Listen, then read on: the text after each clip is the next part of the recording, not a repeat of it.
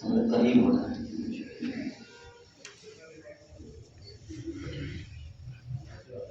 نحمده ونصلي على رسوله الكريم اما بعد فاعوذ بالله من الشيطان الرجيم بسم الله الرحمن الرحيم يا ايها الذين امنوا اتقوا الله وقولوا قولا سديدا وقال النبي صلى الله عليه وسلم من احدث في امرنا هذا ما ليس منه فهو رد او كما قال رسول الله صلى الله عليه وسلم۔ میرے محترم بزرگوں، بھائیوں اور دوستوں، اللہ رب العزت کا بے انتہا احسان و کرم ہے کہ اللہ رب العزت نے ہم سبھی کو اپنی زندگی میں ایک اور یہ شب برات مرحمت فرمائی۔ اللہ رب العزت اس بابرکت رات کی قدردانی ہر مومن کو نصیب فرما دے، اور اس بابرکت رات کے اندر اللہ رب العزت جتنی رحمتیں برکتیں کائنات کے اندر نازل فرماتے ہیں، ان تمام رحمتوں برکتوں میں ہمارا بھی حصہ شامل فرما دے۔ دیکھیں، اس رات سے متعلق کچھ باتیں میں نے جمعے کے بیان میں رکھی تھی، لیکن آج بھی بعض احباب کی فرمائش پر آپ کی خدمت میں انشاءاللہ ثم انشاءاللہ رکھنے ہی جا رہا ہوں۔ بس اللہ رب العزت سے دعا فرما دیں کہ صحیح صحیح باتیں میری زبان سے کہلوا دے، اور ہم سبھی کے لیے ان باتوں کو کارآمد اور نفع بخش بنا دے۔ دیکھیں، اس رات کی فضیلت سامنے رکھنے سے پہلے میں اپنے اکابر سے سیکھی گئی ایک چھوٹی سی بات آپ کی خدمت میں رکھتا ہوں۔ اللہ سمجھ کی عمل کی دولت سے مالا مال فرما دے۔ وہ یہ ہے کہ دیکھیں، یہ جتنی فضیلت والی راتیں ہوتی ہیں، ان راتوں کے اندر بیان کرنا، واعظ کرنا یا ان راتوں کے فضائل معلوم کرنا، یہ میرے پیارے بھائیوں ایسا ہے جیسے میدان جہاد کے اندر جا کر کے ٹریننگ حاصل کرنا۔ اگر ہم میدان جہاد کے اندر جا کر کے ٹریننگ حاصل کریں گے تو پیارے بھائیوں ناکام ہو جائیں گے، اس سے پہلے ہمیں ٹریننگ لینی پڑے گی۔ تو ان راتوں کی اگر برکتوں سے ہمیں فائدہ اٹھانا ہے تو ان کے فضائل پہلے معلوم کرنے چاہیے۔ یہ صرف عبادت کی راتیں ہیں، ان راتوں کے اندر فقط عبادتیں کرنی چاہیے۔ اللہ رب العزت عمل کی دولت سے مالا مال فرما دے۔ دیکھیں، اس رات کے بارے میں ہمارے بعض بھائیوں کا خیال یہ ہے کہ اس رات کی کوئی بھی فضیلت قرآن اور سنت سے ثابت نہیں۔ اس رات کے اندر جاگنا، اس رات کے اندر عبادت کرنا،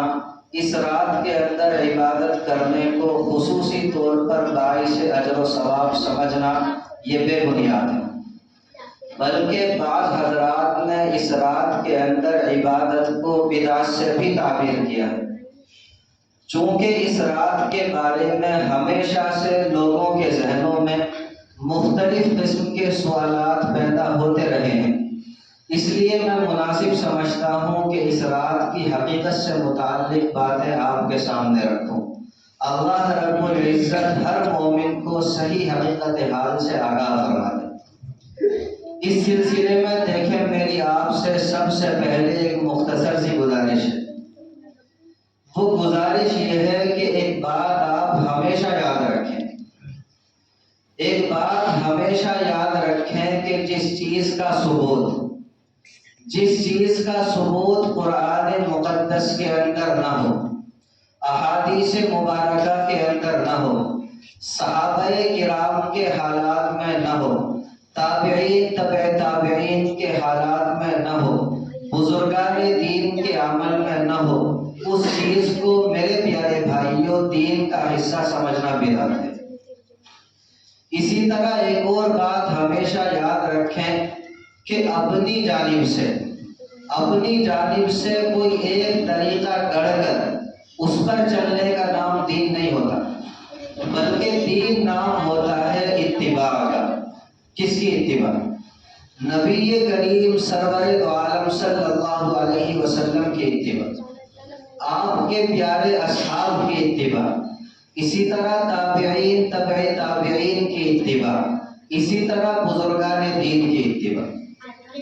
اب اگر حقیقت میں یہ بات درست ہو کہ اس رات کی کوئی فضیلت ثابت نہیں، تو یقیناً اس رات کو خصوصی اہمیت دینا بدعت ہوگا۔ لیکن میرے پیارے بھائیوں، حقیقت یہ ہے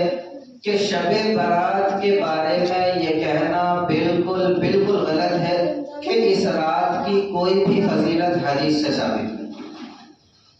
دیکھیں، حقیقت یہ ہے کہ 10 صحابہ کرام رضوان اللہ علیہم اجمعین سے احادیث مبارکہ مروی ہیں، جن میں سرکار دو عالم صلی اللہ علیہ وسلم نے اس رات کی فضیلت کو بیان فرمایا۔ ان میں سے بعض احادیث جو ہیں وہ سند کے اعتبار سے بے شک کچھ کمزور ہیں، اور انہی احادیث کے کمزور ہونے کی وجہ سے بعض بھائیوں نے یہ کہہ دیا کہ بھائی اس رات کی فضیلت بے اصل ہے۔ لیکن دیکھیں، ہمیشہ یاد رکھیں کہ حضرات محدثین اور فقہائے کرام کا فیصلہ یہ ہے کہ اگر ایک حدیث سند کے اعتبار سے کچھ کمزور ہو، لیکن اس کی تائید دوسری بہت سی احادیث سے ہو جائے، تو پھر اس کی وہ کمزوری دور ہو جاتی ہے۔ اس کو آسان سی مثال سے میں آپ کو اس طرح سمجھاؤں کہ ابھی ہمارے مجمع میں ایک بندہ آئے اور آ کر کے کہنے لگے کہ بھائی وہاں پر ایسا کام ہو گیا۔ سننے والے سن کر کے یہ کہیں کہ بھائی یہ بندہ جھوٹ بولتا ہے۔ اس کے تھوڑی دیر بعد آ کر کے ایک اور بندہ کہنے لگے کہ نہیں جی یہ سچ بول رہا۔ تھوڑی دیر کے بعد ایک اور آئے کہ نہیں جی سچ بول رہا۔ ایسے 3-4 لوگوں کی جب گواہی ہوگی تو اس کا جو وہ ذوق ہے وہ دور ہو جائے۔ ٹھیک ہے، تو یاد رکھیں حضرات محدثین کا یہ فیصلہ ہے کہ اگر ایک حدیث سند کے اعتبار سے کمزور ہو، لیکن اس کی تائید میں دوسری بہت سی احادیث آ جائے، تو پھر اس کی وہ کمزوری دور ہو جاتی ہے۔ اور جیسا کہ میں نے آپ کے سامنے عرض کیا کہ ایک دو نہیں، 10 صحابہ کرام رضوان اللہ علیہم اجمعین سے احادیث مبارکہ موجود ہیں، جن میں نبی اکرم صلی اللہ علیہ وسلم نے اس رات کی فضیلت کو بیان فرمایا۔ پہلے آپ وہ 10 صحابہ کرام دیکھیں کتنے اعلیٰ درجے کے ہیں۔ دیکھیے، پہلے نمبر پر آتے ہیں ابو بکر صدیق رضی اللہ تعالی عنہ، دوسرے نمبر پر آتے ہیں علی کرم اللہ وجہہ، تیسرے نمبر پر آتی ہیں سیدہ عائشہ صدیقہ رضی اللہ تعالی عنہ، چوتھے نمبر پر آتے ہیں میرے پیارے بھائیوں معاذ ابن جبل رضی اللہ تعالی عنہ، پانچویں نمبر پر آتے ہیں ابو ہریرہ رضی اللہ تعالی عنہ، چھٹے نمبر پر آتے ہیں عوف ابن مالک رضی اللہ تعالی عنہ، ساتویں نمبر پر آتے ہیں حضرت ابو موسیٰ اشعری رضی اللہ تعالی عنہ، آٹھویں نمبر پر ہیں حضرت عبداللہ ابن عمرو بن العاص رضی اللہ تعالی عنہ، 9ویں نمبر پر میرے پیارے بھائیوں ابو ثعلبہ خشنی رضی اللہ تعالی عنہ، اور 10ویں نمبر پر ہے حضرت عثمان ابن ابی العاص رضی اللہ تعالی عنہ۔ یہ ہے وہ 10 صحابہ کرام رضوان اللہ علیہم اجمعین جن سے اس رات کی فضیلت کے بارے میں احادیث مبارکہ موجود ہیں۔ میں مختصر طور پہ آپ کو کتابوں کے نام بھی بتا دوں تاکہ آگے سے میرے پیارے بھائیوں ہمیں کوئی بہکا نہ سکے۔ دیکھیں، قرآن مقدس کی بڑی معتبر تفسیر ہے علامہ ابن جریر طبری علیہ الرحمہ کی جامع البیان فی تفسیر القرآن، اسی طرح علامہ قرطبی کی تفسیر ہے الجامع لاحکام القرآن، اسی طرح علامہ شہاب الدین محمود آلوسی علیہ الرحمہ، ان کی مشہور تفسیر ہے روح المعانی، اسی طرح ایک اور مشہور تفسیر ہے علامہ اسماعیل کی جو ابن کثیر کے نام سے مشہور ہے، اور ان کی تفسیر کا نام ہے تفسیر القرآن العظیم۔ ان کتابوں کے اندر اس رات کی فضیلت کے بارے میں احادیث مبارکہ موجود ہے۔ اسی طرح حدیث کی کتابیں ہیں ترمذی شریف، ابن ماجہ شریف، مشکات شریف، اسی طرح بیہقی کی شعب الایمان، اسی طرح حدیث کی بڑی معتبر کتاب ہے الترغیب والترہیب، ایک اور کتاب ہے مجمع الزوائد، اسی طرح ایک اور کتاب ہے مصنف ابن ابی شیبہ، ایک اور کتاب ہے مصنف عبد الرزاق، ایک اور کتاب ہے مسند احمد، اسی طرح ایک اور کتاب ہے کنز العمال۔ ان تمام کتابوں کے اندر اس رات کی فضیلت کے بارے میں احادیث مبارکہ موجود۔ اب آپ دیکھیں جس رات کی فضیلت کے بارے میں،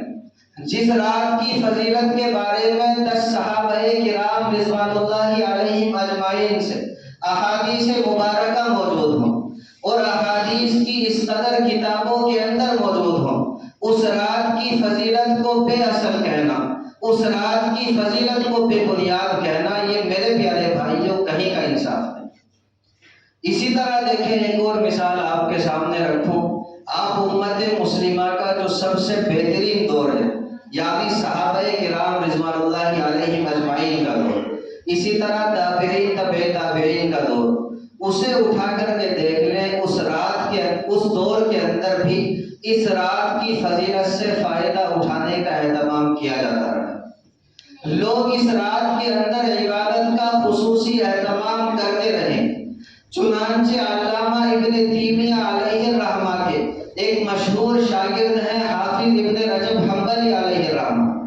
یہ اپنی کتاب لطائف المعارف کے اندر لکھتے ہیں کہ جلیل القدر تابعی عطا ابن یسار علیہ الرحمہ فرماتے ہیں، آپ نے فرمایا کہ ما من لیلۃ بعد لیلۃ القدر افضل من لیلۃ نصف شعبان،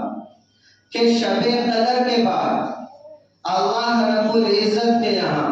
شعبان کی 15ویں رات یعنی شب برات سے زیادہ افضل کوئی رات نہیں۔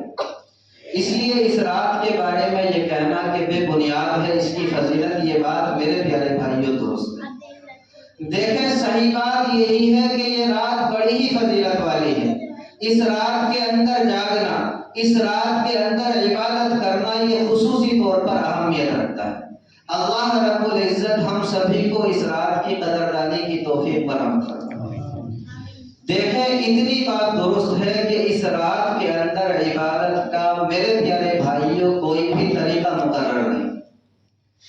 جیسے آج کل ہمارے بعض بھائیوں نے اپنی طرف سے گڑھ کر یہ کہنا شروع کر دیا کہ اس رات کے اندر اتنی رکعت نماز پڑھی جائے، پہلی رکعت میں فلاں سورت 10 مرتبہ پڑھو، دوسری رکعت میں فلاں سورت 10 مرتبہ پڑھو۔ آپ نے دیکھا بھی ہوگا کہ پرچے چھاپے جاتے ہیں، بانٹے جاتے ہیں، تو یاد رکھیں یہ چیز میرے پیارے بھائیوں کسی بھی طرح درست نہیں، ثابت نہیں۔ آپ اس رات کے اندر نفلی عبادتیں، آپ اس رات کے اندر نفلی عبادتیں جتنا چاہیں کر سکتے ہیں، جتنا چاہیں کیجیے۔ آپ اس رات کے اندر نفلی نمازیں پڑھیں، آپ اس رات کے اندر قرآن مقدس کی تلاوت کریں، آپ اس رات کے اندر ذکر و اذکار کریں، آپ اس رات کے اندر سرکار دو عالم صلی اللہ علیہ وسلم کی ذات عالیہ پر درود بھیجیں، آپ اس رات کے اندر اللہ رب العزت کے سامنے خوب توبہ و استغفار کریں، آپ اس رات کے اندر بارگاہ ربانی میں خوب دعائیں مانگیں۔ یہ ساری عبادتیں اس رات کے اندر آپ انجام دے سکتے ہیں، لیکن اگر کوئی بندہ یہ کہے کہ نہیں مولانا اس رات کے اندر تو عبادت کا طریقہ مقرر ہے، تو پھر ہمیں اس کی یہ بات کسی بھی طرح قابل قبول نہیں۔ اسی طرح دیکھیں ایک اور بات آپ کے سامنے رکھوں، اس رات کے اندر ایک مسئلہ اور ہے جو ایک روایت سے ثابت ہے، جس کو میرے پیارے بھائیوں ترمذی نے بھی روایت کیا، ابن ماجہ نے بھی، اسی طرح مسند احمد ابن حنبل کے اندر بھی ہے اور بیہقی نے اپنی شعب الایمان کے اندر نقل کی۔ توجہ سے سننے والی بات ہے، وہ روایت یہ ہے کہ بھائی اس رات سرکار دو عالم صلی اللہ علیہ وسلم جنت البقیع میں تشریف لے۔ اب چونکہ پیارے آقا صلی اللہ علیہ وسلم اس رات قبرستان تشریف لے گئے، تو ہم بھی اپنی زندگیوں کے اندر اس بات کا اہتمام کرنے لگے کہ بھائی اس رات یعنی شب برات میں قبرستان ضرور جایا جائے۔ تو دیکھیں ہمارے ایک بزرگ حضرت مفتی شفیع عثمانی نور اللہ مرقدہ ایک بات کہا کرتے تھے، بڑی اچھی بات۔ آپ یوں کہا کرتے تھے کہ بھائی نبی اکرم صلی اللہ علیہ وسلم سے محبت کی علامت ہے کہ آپ صلی اللہ علیہ وسلم نے جس چیز کو جس درجے میں رکھا آپ اس کو اسی درجے میں رکھیں۔ نہ تو اس سے آگے بڑھائیں اور نہ ہی پیچھے لے کر کے جائیں۔ تو دیکھیں آپ صلی اللہ علیہ وسلم کی آپ ساری حیات طیبہ اٹھا کر کے دیکھیں، آپ نبی اکرم صلی اللہ علیہ وسلم کی پوری زندگی کا مطالعہ کریں۔ آپ صلی اللہ علیہ وسلم کی پوری زندگی میں صرف اتنا ثابت ہے کہ آپ اپنی پوری زندگی میں اس رات میں صرف ایک مرتبہ قبرستان تشریف لے گئے۔ اس لیے کہتا ہوں کہ اگر ہم بھی اپنی پوری زندگی میں اس رات میں ایک مرتبہ قبرستان چلے جائیں تو ٹھیک ہے، لیکن باقاعدہ ہر سال جانا، اسی طرح ہر شب برات میں جانا، اسی طرح ہر شب برات میں جانے کا اہتمام کرنا، التزام کرنا، اس کو لازمی اور ضروری سمجھنا، اس کو شب برات کا حصہ سمجھنا، یا یہ سمجھنا کہ اس کے بغیر شب برات ہوگی نہیں، تو یہ حقیقت میں اس کو اس کے درجے سے آگے بڑھانے والی بات ہے۔ اس لیے کہتا ہوں کہ اگر میرا کوئی بھی بھائی کبھی بھی اس نقطۂ نظر سے قبرستان چلا گیا اس رات میں کہ بھائی اللہ کے پیارے حبیب گئے تھے، میں بھی جا رہا ہوں، انشاءاللہ ثم انشاءاللہ اس کا یہ عمل باعث اجر و ثواب ہوگا، لیکن اس کے ساتھ ساتھ یہ بھی کریں کہ کبھی نہ بھی جائیں، اس سال چلے گئے 2-4 سال نہ جائیں، اس کے بعد چلے جائیں، التزام اور پابندی نہ کریں۔ یہ حقیقت میں دین کی سمجھ والی بات ہے، اور اللہ رب العزت جس سے محبت فرماتے ہیں اسے ہی دین کی سمجھ نصیب فرماتے ہیں۔ اسی طرح دیکھیں پیارے آقا اس رات میں اکیلے قبرستان گئے، آپ نے کسی سے نہیں کہا کہ قبرستان جائیں، وہ تو برابر میں لیٹی ہوئی سیدہ عائشہ صدیقہ رضی اللہ تعالی عنہا کو احساس ہوا کہ پتہ نہیں کہاں گئے، آپ نے جا کر کے دیکھ لیا تو ہمیں پتہ چل گیا، ورنہ پتہ بھی نہیں چلتا۔ اس لیے کہتا ہوں کہ اگر جانا بھی ہے تو اکیلے جائیں، اہتمام کے ساتھ نہ جائیں، گروہ بنا کر کے نہ جائیں، جماعت کی شکل میں نہ جائیں۔ اللہ رب العزت مجھ سمیت ہر مومن کو کہنے سننے سے زیادہ عمل کی توفیق برآمد فرمائے۔ اسی طرح دیکھیں ایک اور مسئلہ آپ کے سامنے رکھ دو، ہمارے سننے میں بھی آیا ہے، ہم نے دیکھا بھی ہے، اور ابھی میرے پاس ایک صاحب کا فون بھی آیا تھا کہ ہمارے پاس بھائی جو ہیں وہ اس رات کے اندر نفلوں کی عبادت کرنے لگے۔ پہلے ہم سنتے تھے کہ شبینہ باجماعت ہوتا ہے، اب سننے میں آیا ہے کہ صلاۃ التسبیح کی بھی جماعت ہونے لگی۔ یاد رکھیں یہ صلاۃ التسبیح کی جماعت جو لوگ کرتے ہیں یہ کسی بھی طرح ثابت نہیں، جائز نہیں۔ اس سلسلے میں بھی ایک اصول میں آپ کے سامنے رکھتا ہوں جو میرا اپنا نہیں ہے، نبی اکرم صلی اللہ علیہ وسلم کا بیان کیا ہو کہ بھائی فرض نمازوں کے علاوہ اور ان نمازوں کے علاوہ جو آپ صلی اللہ علیہ وسلم سے باجماعت پڑھنی ثابت ہے، جیسے عیدین کی نماز ہے، سورج گرہن کی، چاند گرہن کی نماز ہے، ان نمازوں کے علاوہ ہر نماز کے بارے میں افضل یہ ہے کہ انسان اپنے گھر میں ادا کرے۔ صرف فرض نماز کی یہ خصوصیت ہے کہ اس کے اندر افضل ہی نہیں بلکہ سنت مؤکدہ قریب واجب ہے کہ انسان مسجد میں جا کر جماعت سے ادا کرے، ورنہ ہر نماز کے بارے میں افضل یہ ہے کہ انسان اپنے گھر میں ادا کرے۔ علماء کرام نے جب دیکھا کہ بھئی جو لوگ مسجد میں سنت نہیں پڑھتے وہ گھروں میں جا کر کے بھی سنت نہیں پڑھتے، تو یہ فرما دیا کہ اگر اپنے گھروں میں جا کر کے یہ گمان ہو کہ پڑھیں گے نہیں تو پھر مسجد ہی میں سنت پڑھ لیں، اور اگر یہ گمان ہو کہ نہیں جی گھر میں جا کر کے پڑھ لوں گا تو پھر بہتر یہ ہے، ثواب بھی اسی میں ہے کہ اپنے گھر میں جا کر کے سنت پڑھیں۔ البتہ نفلوں کے بارے میں تمام فقہائے کرام کا اتفاق ہے کہ نفلی نماز جو ہے وہ اپنے گھر میں افضل ہے۔ اس پر دیکھیں میں ایک مثال آپ کو سناتا ہوں، انشاءاللہ ثم انشاءاللہ بات بھی آپ کے سمجھ میں آئے گی، میری اپنی بات نہیں ہے، سلطان المشائخ حضرت خواجہ نظام الدین اولیاء محبوب الہی علیہ الرحمہ کی یہ بات۔ دیکھیں خواجہ امیر حسن کی ایک کتاب ہے فوائد الفوائد، اس کتاب کے اندر انہوں نے حضرت خواجہ نظام الدین اولیاء محبوب الہی علیہ الرحمہ کے ملفوظات جمع کیے۔ آپ اس کتاب کے اندر لکھتے ہیں کہ شعبان المعظم کی 25 تاریخ تھی، بدھ کا دن تھا، ہم حضرت کی مجلس میں موجود تھے۔ کہتے ہیں کہ شب برات میں قیام اور قرآن خوانی کے متعلق بات چل رہی تھی۔ آپ کہتے ہیں کہ اس رات میں جو لوگ مسجدوں میں قیام کرتے ہیں ان کے بارے میں بھی تذکرہ تھا۔ میں نے حضرت سے کہا کہ حضرت اگر کوئی بندہ اس بابرکت رات میں اپنے گھر میں رہ کر کے عبادت کرے تو کیسا؟ آپ نے جو جواب دیا وہ میرے پیارے بھائیوں ہم سبھی کے لیے سننے کا۔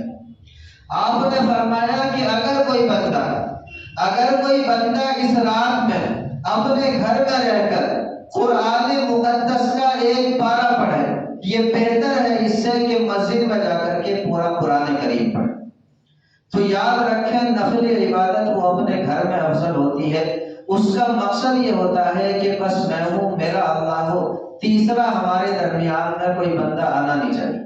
تبھی نفل عبادت کا مزہ آتا ہے۔ اس کی مثال آپ ایسے سمجھ سکتے ہیں کہ وقت کا کوئی بڑا آدمی ہم سے کہے کہ بھائی آپ آ کر کے مجھ سے ملیں، آپ اس کے پاس جو ہے اپنے ساتھ 8-10 بندے لے کر کے اور چلے جائیں، تو میرے پیارے بھائیوں نہ تو وہ آپ سے ملے گا اور ساتھ ساتھ ناراض بھی ہو جائے گا۔ تو نفل کا مقصد یہ ہوتا ہے کہ اللہ رب العزت یہ چاہتے ہیں کہ میرا بندہ اکیلا آئے، تنہائی میں میرے پاس آئے اور آ کر کے مجھ سے رو رو کر کے دعائیں مانگے، مجھ سے باتیں کرے، یہ اللہ رب العزت کو بڑا پسند ہے۔ تو یاد رکھیں نفل عبادت جو بھی ہو وہ اپنے گھر میں افضل ہے۔ میں آپ سبھی سے یہ نہیں کہتا کہ آپ مسجدوں میں نہ کریں، اللہ کا شکر ہے مسجد کے اندر آ گئے، اللہ کا گھر ہے، یہاں بھی عبادت کریں، لیکن مسجد کے جو حقوق ہیں، مسجد کے جو آداب ہیں اس کی رعایت رکھ کر کے کریں، پھر انشاءاللہ ثم انشاءاللہ ہمارا یہ عمل بھی اللہ رب العزت کے یہاں باعث اجر و ثواب ہوگا۔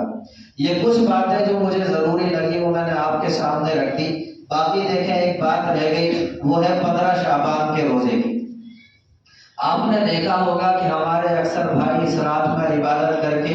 اگلے دن روزہ رکھتے ہیں اور اس روزے کو بڑی فضیلت والا سمجھتے ہیں۔ تو دیکھیں یہ حقیقت میں آپ کے سامنے رکھ دوں کہ سارے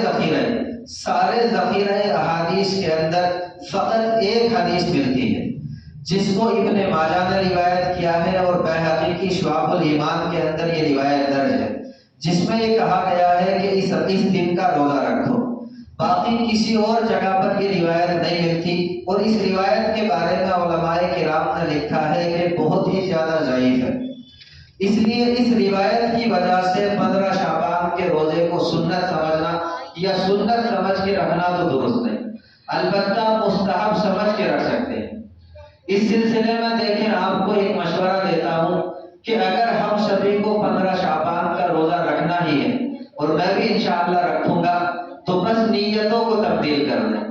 آپ نیت اس طرح کریں کہ نبی اکرم صلی اللہ علیہ وسلم یہ جو شعبان کا مہینہ چل رہا ہے اس پورے مہینے میں کثرت کے ساتھ روزے رکھتے تھے،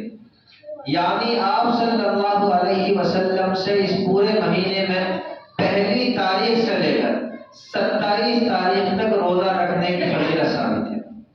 تو آپ صلی اللہ علیہ وسلم کثرت سے اس مہینے میں روزے رکھتے تھے، تو ہم بھی کثرت سے بھی رکھ سکتے ہیں یا کسی بھی دن کا رکھ سکتے ہیں، اور 15 شعبان بھی انہی میں سے ایک ہے، تو یہ سوچ کر کے آپ روزہ رکھ لیں۔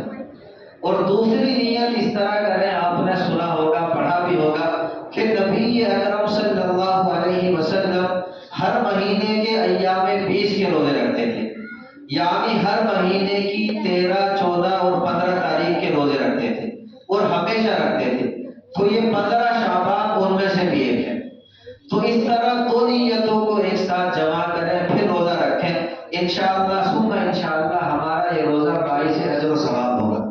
صرف شب برات کا روزہ سمجھ کر کے روزہ نہ رکھیں۔ امید ہے کہ میرے پیارے بھائیوں جس نیت سے ہم نے یہ روزہ رکھا ہے ہم ان برکات سے محروم ہو جائیں، تو صحیح نیت کے ساتھ روزہ رکھیں۔ اللہ رب العزت مجھ سمیت ہر مومن کو کہنے سننے سے زیادہ عمل کی توفیق عطا